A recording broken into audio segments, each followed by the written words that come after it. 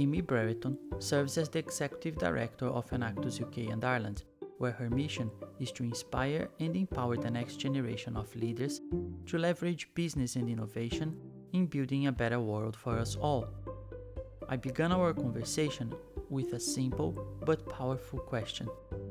Are you succeeding? I hope so. And why are you doing what you're doing?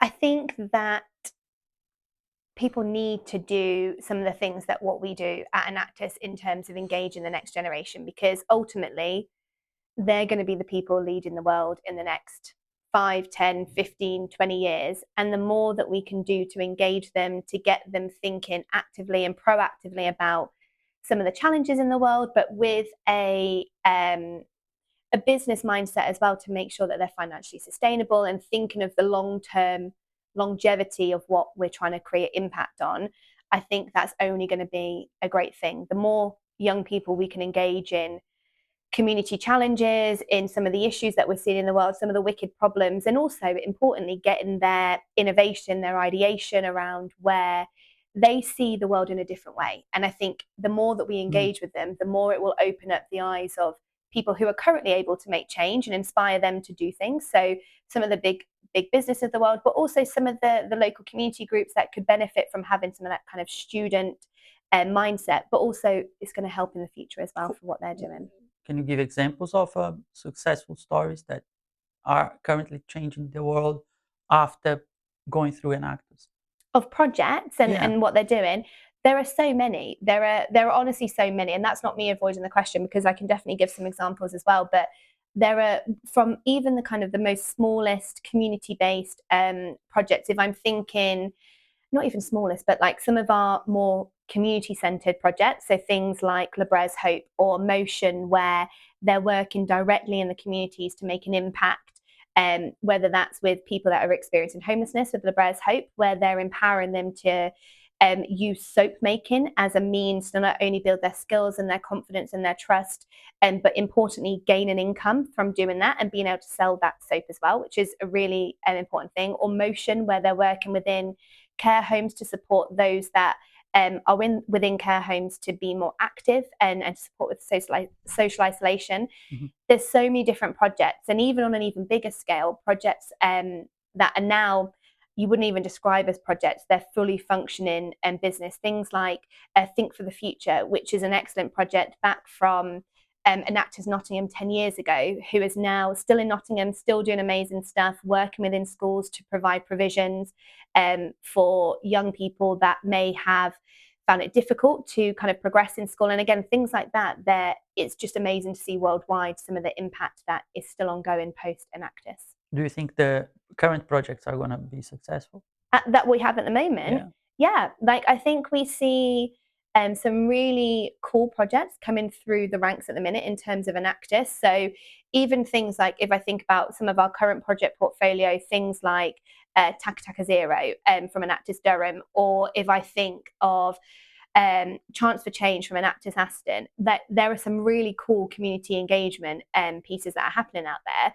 One thing I would say as well, which I hope isn't going against your question here as well, is that for us, absolutely the impact through is important in terms of the impact that we're supporting young people to have on the SDGs and accelerating community impact and social enterprise. That's important, but it's just as important to us as the impact that it has on the young people as well. So sometimes, and this isn't something I want, obviously, but sometimes when the projects don't do so well, or when the projects need to pivot, or when they may be not as successful, that's just as much of a great learning experience for our students as if the project was successful, because that's what's going to help build their resilience, their determination, their drive, but also their ability to manage change and manage risk within dynamic environments, which I think is a really big part of being in the working world, but also what we teach and hopefully empower young people to do in Enactus as well. What is Enactus? A great question. Do you want me to give you the spiel of what Enactus is? Well, I absolutely can. I want you to explain it. It took me some time to understand. I think it's the kind of thing that you have to see To believe. Not to believe, but to understand. Yeah. And to understand every aspect of it, because it's complex. It's not a simple No. initiative. So from your side, what is it? So Enactus is a global network of organizations that are across over 35 different countries globally. And what we do is we work in collaboration with universities, students, and business leaders to basically drive impact on and around young people, but also through kind of the SDGs, and accelerate an impact in local communities across the world. Now, what that actually translates to on a more practical level is we work within universities to almost create societies, is probably the best, most practical example of how it actually works in practice, and create kind of groups of students on campuses and empower them with tools such as design thinking and theory of change to really think about how they can make an impact in their communities. Now, we do this all, as I said, in collaboration with the universities and business leaders. So then it creates opportunities for young people to gain insights from our mentors and our coaches, also to gain from the amazing kind of experience and research that universities are doing as well.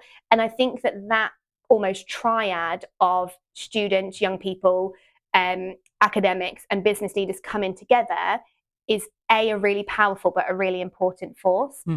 I think going back to kind of what you said in terms of like what is Enactus and what it is, I think although that is what it is and that's what we do, I think you're absolutely right when you say it's complex, because it is. And for me, Enactus is more of a feeling, because when you're part of Enactus, you feel like you're part of a community that's global, that are all working together to try and do the same thing, which is basically to create a better world for us all where everyone thrives. And I think with that kind of mission in mind, you're naturally going to create that network feeling, that family feeling. And I think wherever you go in the world, if there's an Enactus country and you connect with Enactus there, you can feel that power of the energy of the young people driving change and genuinely wanting to see change as well, which I think's, the next level of Enactus.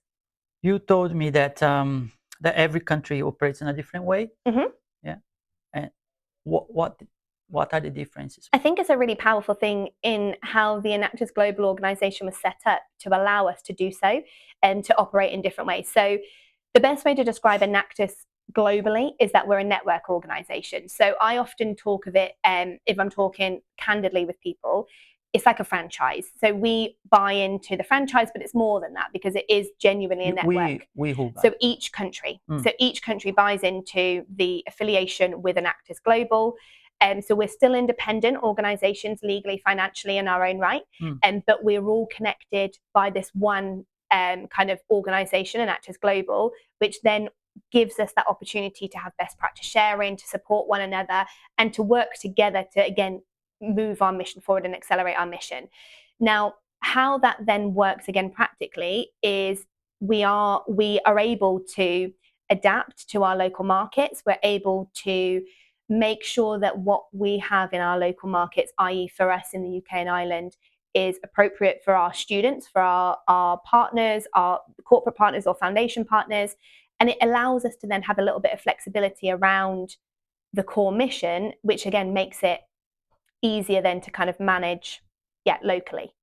I think one of the things that Enactus talks about, and hopefully I do not butcher this, but we are a global organisation that's locally informed. And I think that is really important in how we operate, because I think it's important to be needs-led. It's what we encourage our students to be. So we as a market, me as an organisation also needs to be the same. Do you think this is why it survived the issues that it had in 2023?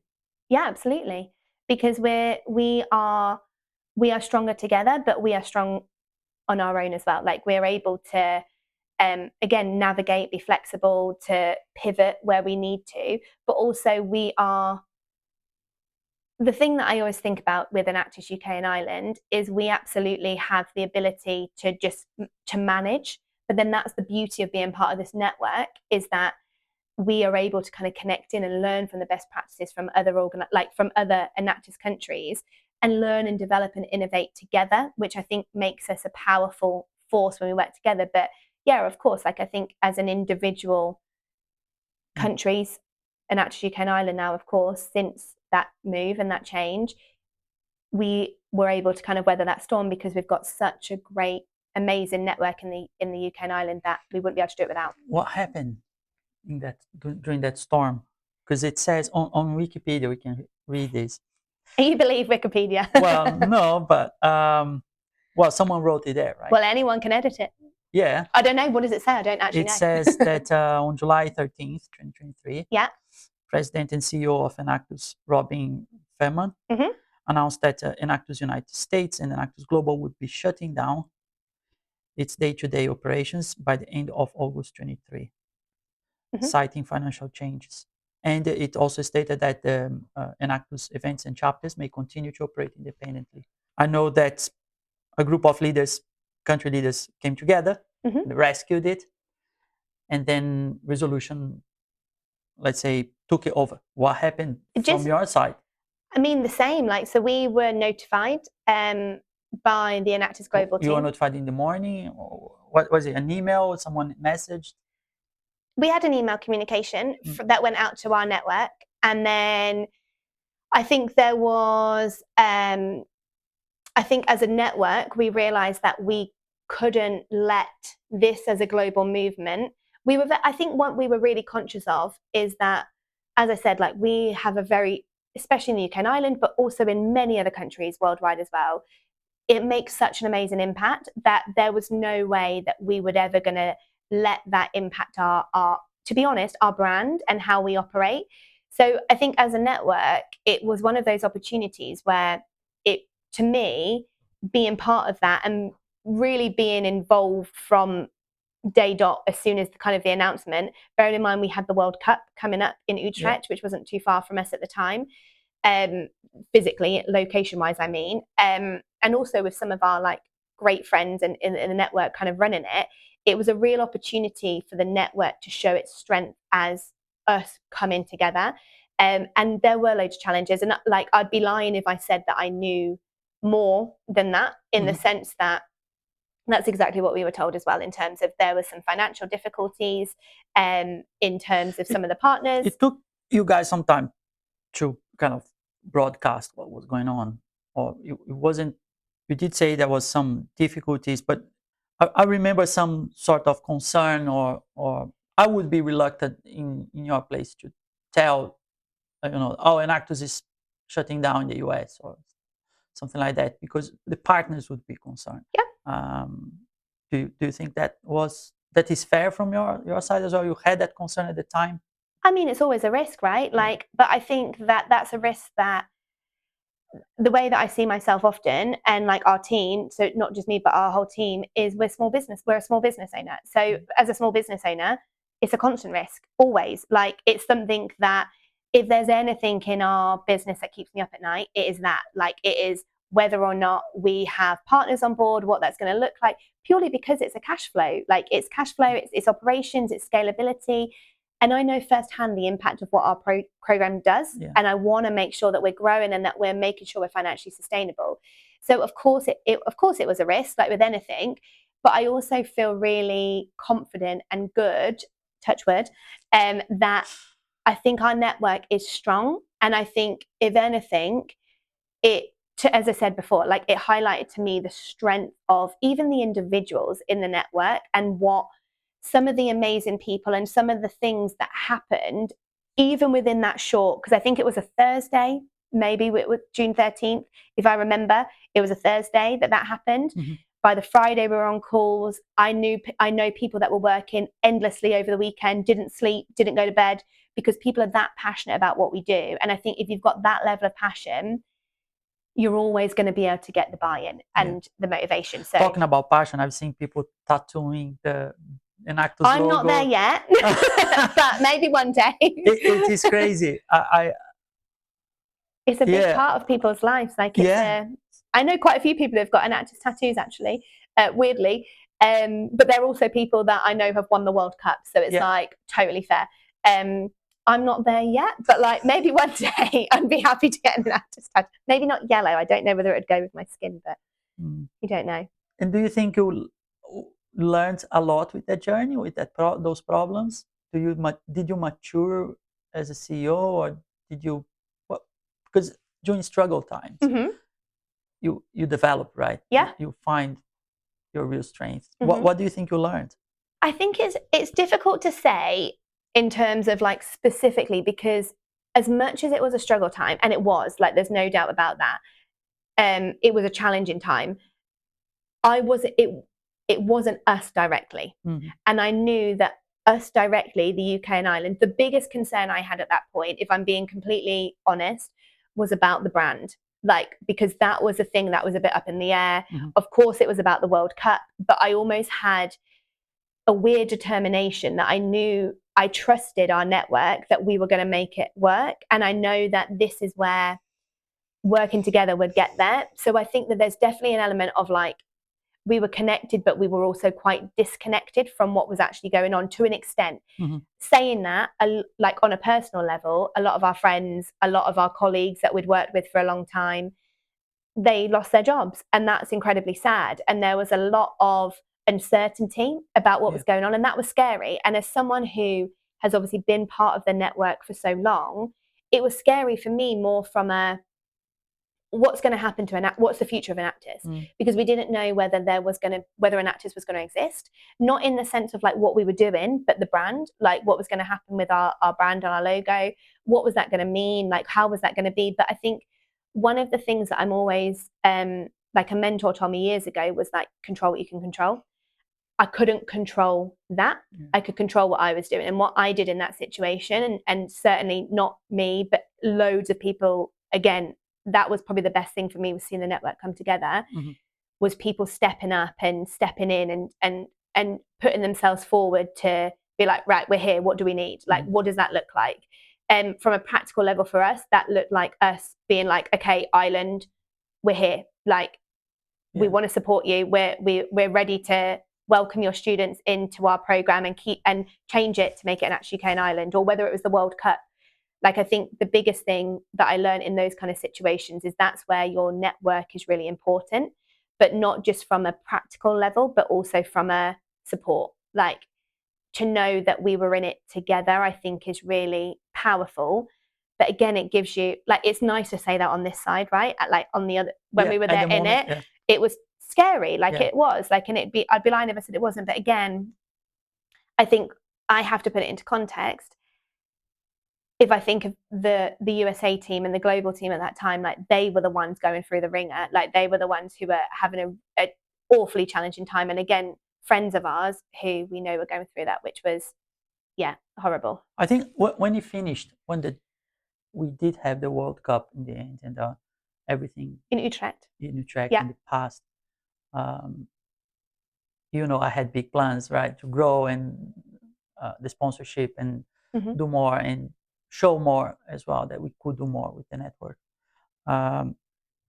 If anything, I became more certain that it would be a success because of that, because the struggles have passed in such a good way. And made us stronger. It made us, the network stronger. 100%. For me, was good actually to see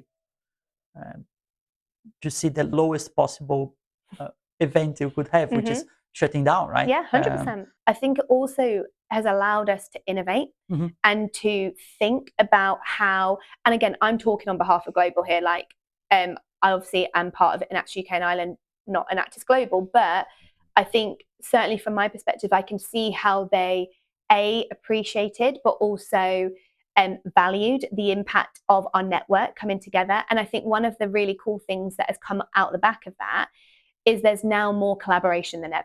Like, countries feel, when you go through something like that together, and if we think about it, 2, 3, maybe 4 weeks, maybe a month, a couple of months of like intense, we need to jump on a Zoom call now, we need your help, we need to do this, we need to do this, someone needs to step into that. When you go through those kind of processes, even if you're not directly involved in it, you create a bond that it's just allowed for deeper collaboration, which again, I only think is going to benefit, because to me, a lot of the strength in what we do in Enactus is in the country network, because they're the ones, local, you mean?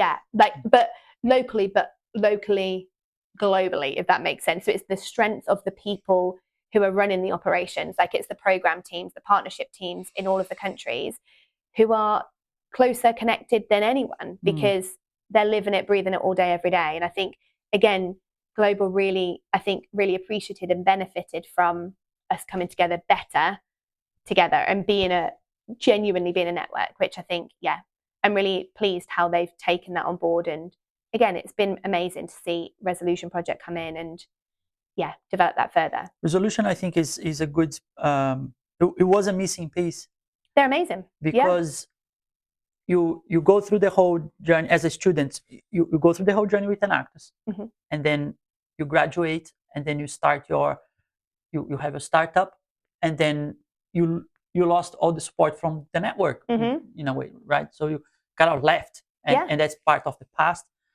And Resolution comes, from what I can see, exactly at that point. So they provided the support that you would need to develop your business further. They have these investors sessions where the investors are obliged to they have to commit a certain amount, not to your business, but to a group of businesses that are pitching. George was telling stories. I said to him, this was needed. We are sure now that the businesses are getting extra support after, and it was missing, I think. So it is a good thing that they are around. And what do you think the students join Enactus in the first place? Why? What triggers that? Okay, I'm gonna join Enactus. My daughter just went to uni and she's studying business, and she said, I don't want to go there. She said, well, I'm gonna stay 1 year in England and 2 years abroad, and then I'll come back. It's gonna break. And I said, but you should go because you're gonna develop business skills. And so why do you think some students join Enactus? I think there's 3 reasons. And people join for usually one or more of the 3. I think we have a lot of students who join us who are genuinely passionate about social issues. They really want to see a change in the world. They care about sustainability. They care about the environment. They care about the SDGs. They want to make a difference, and they're genuinely motivated by that. Or they've maybe seen something. Maybe they've got lived experience of a challenge or something in their community, and they want to be empowered to make a difference. So we've got those kind of students. We have the kind of students who recognize that Enactus is a fantastic experiential learning platform, meaning that it's not just what you learn in a lecture theatre. It's an opportunity for you to practice some of those skills and for you to practice in a safe environment, building projects, working with people, teamwork, all of those kind of skills that ultimately are going to get you more employable at the end of the day. And again, that's fine. Like, that's not a bad thing. And then I think you've got the kind of third group of people who don't really know what, they just want to do something, but they're not really sure what, and they want to meet new people that are like-minded, and they see themselves maybe being part of this organization, and that's why they join. And that was you, right? Yeah, kind of, yeah. How did you join then? I feel like I've told this story a million times, but I feel like I think it's impactful still, in the sense of I think people would maybe expect in my role that I joined for all of like the best reasons in the world, and that isn't the truth. It's not bad reasons, but it wasn't the truth. So I went to Sheffield University. I'd visited my auntie every now and again, had never been that far up north, really, like to be like on my own. Like, my family are from like West London originally, and then my mum and stepdad moved to Peterborough, so I'd never been that far north. But it was my insurance choice. It wasn't my first choice university. I didn't want to go there. And I made it very clear to like my family and friends before I was going that my results day was the most devastating day of my life, and I hated it, and I was so upset, and I didn't want to go to university. Right. It was awful. It was for the worst. And I was an 18-year-old, bear in mind. So I was a bit dramatic. I don't think anyone really knows what they want to do. No, but I did. I wanted to go to University of Nottingham, and I wanted to stay, and I wanted to do business management at the University of Nottingham because it wasn't that far from home, and a load of my friends were going, and I wanted to go there, and I didn't. I went to Sheffield. And then I went to Sheffield, and I hadn't organised anything because I wasn't going there. I was planning to get the right results, and I didn't. annoyingly. But I got, just for clarity, I got AAC, and I should have got AAB, which is the same. No, ABB, which is the same UCAS points. So anyway, not that I'm bitter 15 years later still. I like it. But anyway, I went to Sheffield, hadn't organised any accommodation, so hadn't thought about that, and really just wasn't enjoying it at all. I just didn't like it. I think I just had already made my mind up before I'd gone that I wasn't going to like it. So it was nothing that Sheffield had done, because I'd moved into a flat with some lovely people and it was fine. But I just decided, no, I don't like this. I don't want to be here anymore. And so called my mum and said, don't want to be here. I'm coming home. And of course she was like, you've worked very hard. You're not coming home. You got the students' loans. Just go and do it. Yeah, go sort it out. Figure it out. Just crack on. That's very my mum's attitude is very much you just sort it out. You'll be fine. Which is good, because that's helped me. But then so went to one of my first freshers lectures as a business management student. I remember sitting so we had our lectures weirdly in a church. In St George's Church in Sheffield. It's very cold all throughout the year, because you sit on the pews. Echoey. Very echoey. But I can still remember to this day a guy called Callum Moore come up on the stage, do a presentation, show us a little video that he'd made, and he basically said, do you want to use your degree for good? Do you want to help people? Do you want to make friends? And all throughout school, I'd always volunteered. I'd always done stuff in the community, and I really enjoyed doing that. Also, I was doing a business degree, and I also wanted to make friends. So I was like, fine, I'll go ahead. And I knew one person at University of Sheffield from home who was the year above me. And I was like, can you come with me? I don't want to go on my own. Right. I'm very nervous. And I remember there was a huge queue outside, and I was like, is this worth it? I don't know. Anyway, went into the Enterprise Zone at the time, which was this building that the team was using, joined a project, and it was a schools project working in Rotherham, and that was it. That's the end. That, here I am. And then in my first year was able to kind of work in projects. I'm going to say lucky enough, but also obviously I worked hard to do it as well. I was lucky enough to be part of the national presentation team that we did that year.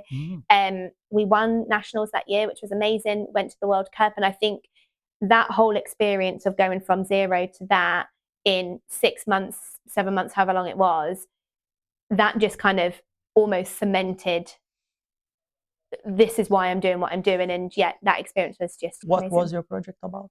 So we had a few projects that we presented that year. I think our main project, if I remember, bearing in mind this was 15 years ago, which is a long time, I think our main project was a project called Homemade, which was a homelessness project.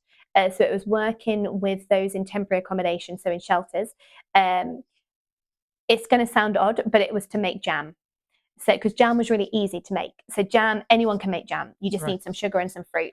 Anyone can make jam. How to make jam. I'll teach you how to make jam. Okay. We basically went to the shelter, and we worked with the men that are experiencing homelessness to make jam. Now, it sounds really silly, but the whole purpose was to build trust, build connection, build confidence, give them a skill, give them something to do. We were able to get kind of food, health and safety certificates. We sold the jam, but the men that we were working with came to craft fairs with us as well. And so they were able to sell again, build some of their skill sets.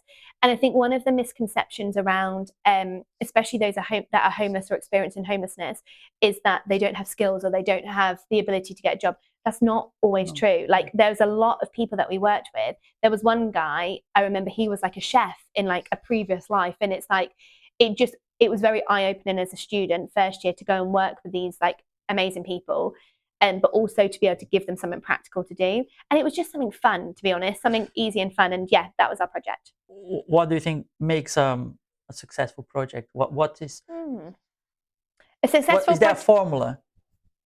I think there is a formula. I think that there is a formula, and I think it's more like. Hold on, I'm gonna write it down. I think the formula, I think, to be fair, I think some of the Enactus criterion that we use is the formula. It's a great formula. So we start with being needs led. I think that is critical, and I think it's one thing that I think young people. We start with the why. Yeah, but I think it's more than the why. I think it's being really specific. What is the need for this project? Not what is the amazing idea that you've come up with, because if you've come up with an amazing idea, but it doesn't solve a problem or it doesn't solve an issue or it's not needed, to be really clear, what's the point? There's no point. So I think being really needs-led is important. I think when we're thinking about needs, I think if we think of them holistically, almost using, and for some reason everyone knows this, and I don't know where we all got taught this, but like the Maslow's hierarchy. So being holistic in terms of the needs that whoever is that you're working with is experiencing. Then I think from there, it's about your interventions and the innovation you bring to interventions.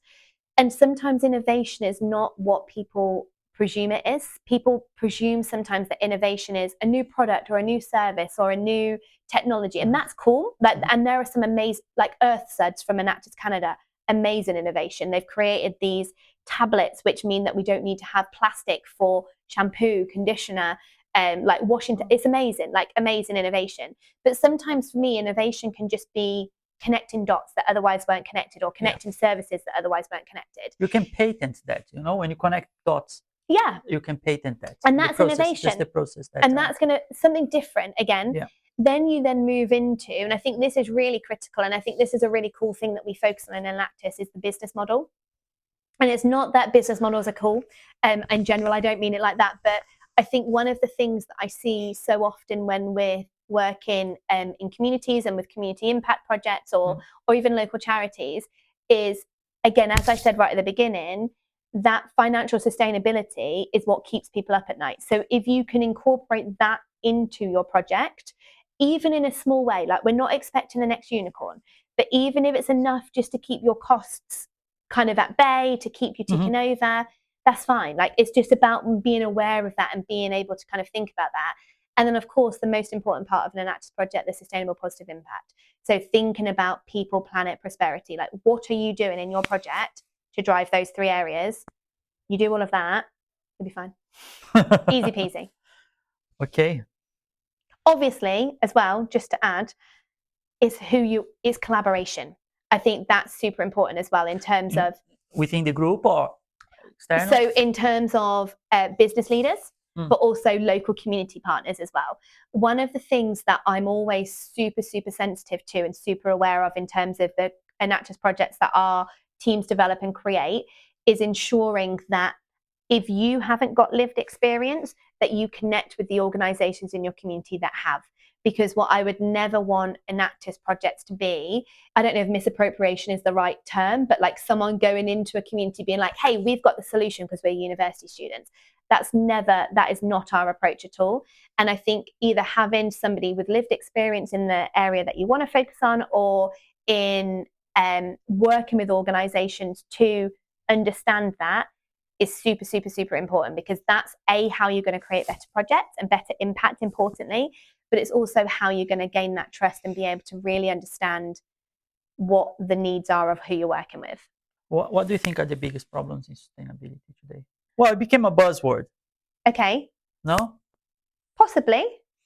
Do you think it is a buzzword? It's a good question. What do I think? I think that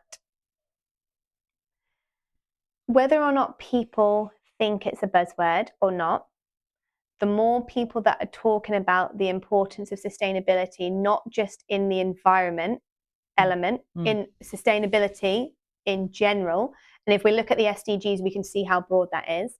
And even look, I think sometimes we get caught up on the fact that there are 17 SDGs, but there are also so many sub-goals and so many other things underneath them that I don't think many people are always aware of.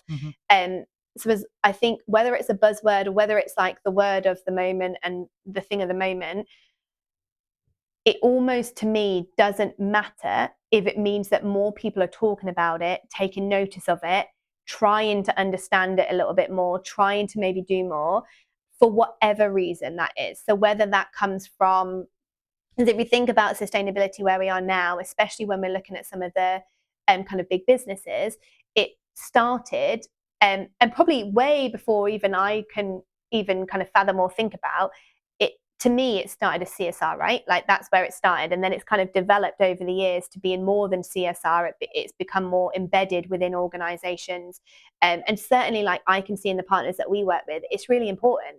and not just in them saying as a buzzword, this is what we're doing, but genuinely caring about it from every level. Like I've just been with one of our partners now, and he was telling me that it's part of their audit process for all of their buildings and what they're doing. And so whether or not it started as a buzzword however long ago and then it's developed, or whether or not everyone understands how serious it is or how important it is that everybody kind of jumps on board and is trying to drive change, I think getting more awareness, more promotion's the wrong word, but kind of more people kind of working in the same direction for whatever starting reason is never going to be a bad thing. So what happened in Spain last week, right? The floods, yeah. You see that the new generation got together, organized themselves online, and queued to get into town across the bridges. I saw that. Yeah, to clean that. The old folks don't do that, right? I think that's unfair. Like they're good, but it's great that we've got passionate young people. So that's where I think the connection, young sustainability, aiming for the future is important. We need to close that cycle really. And again, maybe that's why some of our businesses, like across the country or like across globally, are starting to turn on to more to it, because maybe they've got young people coming into their business that care about this and really want to kind of drive change at whatever level. Because I think that's something that's really important to me, is that it's not always the big actions are important, but sometimes it's just someone caring about the small actions as well, like the little things that are important. And I think sometimes there's a myth that you have to be this perfect person all the time. You don't. Like you just be, even just to be a little bit more aware, to be more conscious of things that are going on, to maybe be more conscious of your own actions and how you treat people. Like sometimes that's okay and that's enough. Like I think sometimes people, you sometimes have those people, don't you, that judge, oh, you're not doing all of this amazingly. And it's like, people are also human. That doesn't mean that we can't try. Like, as I think there's a difference between the two. But I think, again, it's great to see younger generations passionate, but I also think there's a lot to be said for, there's a lot of organizations out there, but not even organizations, people out there who have been doing this for forever. Like if you think of like even some of the organizations like NUS, like SOS, like they're always at the forefront, like however 50 years ago, 60 years ago, are driving change. And I think, there's some amazing people out there who are still doing that at different ages. But good to see passionate young people. Most of the country leaders across the globe are female. Why is that? I don't know. I think this was something that was mentioned to me the other day, and I genuinely don't. I don't think there's a rhyme or reason to it. Like maybe there is. Maybe there's like a psychology to it. But I don't know. It's just amazing that we have. What do you think? I don't know what I think. If we should have more male leaders, or why in Enactus there are more females. I don't know. You told me that this could be a problem for you. For me, did I? Being the CEO of a charity in England. But being a female? Yeah. Did I? Yeah. Okay. And you were concerned about maternity. Things like that. Yeah. That's not about me being a female though in my role.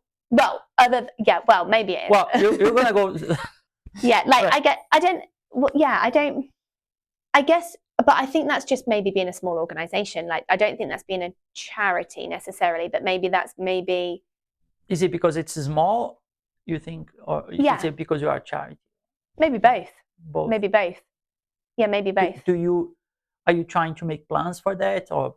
I think it's important for us to be aware of some of the risks around that, especially in attracting. If I'm just thinking purely selfishly in terms of like our business and our staff and like my team, like if I want to attract females, even males who want to have paternity leave, maternity leave, I think it's important for us to be competitive in how we approach that. But I think that would be the same if I was in this position in a corporate organization or another business or whatever it may be, in the sense that I think organizations globally, especially obviously across the UK and Ireland, but definitely globally, need to be conscious of maybe inadvertently putting barriers in the workforce and things like that around maternity, paternity leave, purely from a physically being able to make it work way, not from a whether it would be nice to have or not. Like, it's from a purely physically, does it work or does it not work? And I think it's our role, I guess, as like leaders to help advocate for that and drive that, and see what we can do to make sure that we're importantly attracting but also retaining great people. Do you think we should talk more about it within the board? Oh, possibly, yeah. Could be a good conversation. I think it's one of those things where it's like, I don't know, like, I think one way where it could be a good thing board discussion is that we are lucky enough to benefit from so much experience from so many senior leaders across so many different types of organization. And I think it certainly would be if I take my take the board hat off in the sense of how is it going to benefit Enactus, if I just think of the experience that we have in that room in terms of what works, what doesn't work, what's good, what isn't good, and just kind of people's experience in their own companies, I think that would be a really good opportunity to have kind of best practice learning, like sharing. But that probably be with the same case for lots of things. I think one of the things that we always have to be conscious of is that we aren't a large corporate or a large organization, so we don't always have the benefit of people is a really key thing, and capacity and funding. Like, I think as a charity, it's part of the charity commission, we have to be really conscious of where we spend our money, right?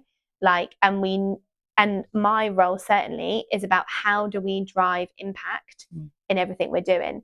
Now, that's not to say that isn't a worthy thing, because it absolutely is, but it's, again, there are always decisions and opportunity costs in everything that we do in a small organization. And I think that's always something to bear in mind, I guess. What do you think is next for Enactus?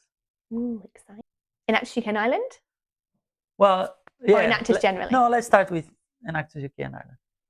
I don't know. I feel like we're creating some really cool innovations at the minute. Really cool different pathways in terms of maybe reimagining the Enactus program in different formats and what that looks like. And I think that is going to create more opportunities for, if I think of our mission, which is to create impact both on and through young people to help us create a better world for us all. Like, if I use that as kind of like our North Star, our guiding light, creating different innovations to engage more people and to create more opportunities for impact both on and through, I think there's some really cool things that we're starting to develop and think about to do that. I think one of the things that I'm also really excited about, and this is probably going to make me sound a bit like a dinosaur, but I really love how some of my team members, they come in with this new understanding of just digitalization in any form. So absolutely, there's like AI and things like that. Of course, there's all of those kind of new things, but even from a more simple level, some of the digitalization that some of our team members have identified and developed in our team is increasing our capacity by reducing our workload in terms of processes. That's exciting to me, because the more capacity I can build in our team, the more opportunity we can then go and do more and create more impact. And I think even things like that are really cool, and they're bringing us in line and competitive, which is exciting. If someone wants to join Enactus, what do they have to do? Sign up on the website. Sign up on the website. As a partner or a student? Oh, both. So as a student, just sign up on the website, enactusuki.org/join, and go and find out there. And then we've got, this is what I mean about some of the innovation we've developed recently. We've now got different programs, whether you've currently got what we call an Enactus action team, or whether you haven't, because we don't want to create barriers for engagement for those that want to kind of join our plan.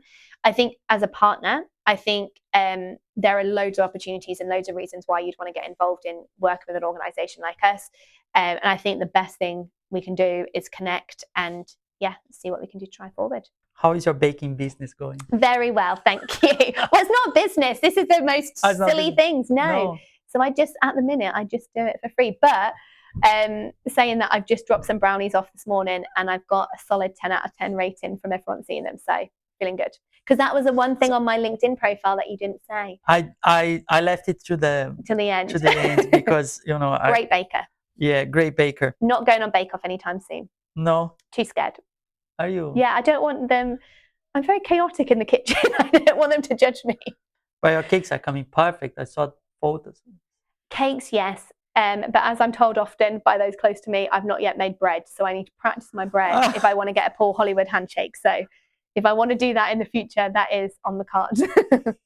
Awesome. Right. Thank you very much, Amy. You're welcome. This episode was recorded at Bentley Systems offices in London, with production handled by Rogue Divisions.